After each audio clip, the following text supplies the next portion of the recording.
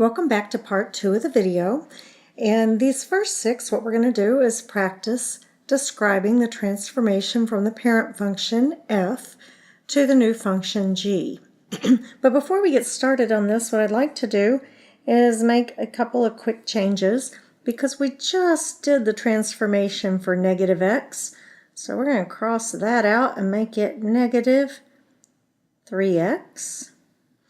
And we just did the transformation of 2x, so we're going to make that 1/2 x. So those are the two changes. I want you to describe all of the transformation on each one of these. Pause your video while you do 1 through 6, and then check back for the explanation.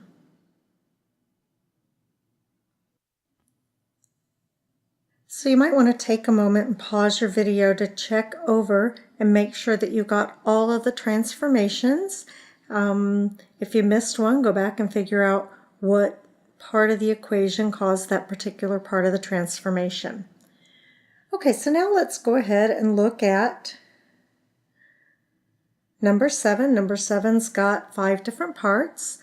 And what we have here is a graph of the parent function. So that's a graph of our parent function.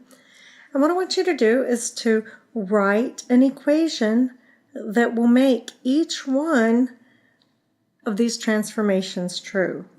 So I'm going to have you pause your video, and I want you to write the answers for A through E.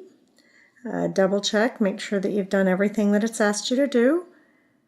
Once you've got all 5 answers correct, then go ahead and start the video to verify your answers and for the last part of the explanation. Okay, you might want to pause your video real quick and just double check all your answers. And you should have gotten these. They were pretty straightforward. You might have had to check back a couple of times on your rules to make sure you're doing it correctly until they become second nature.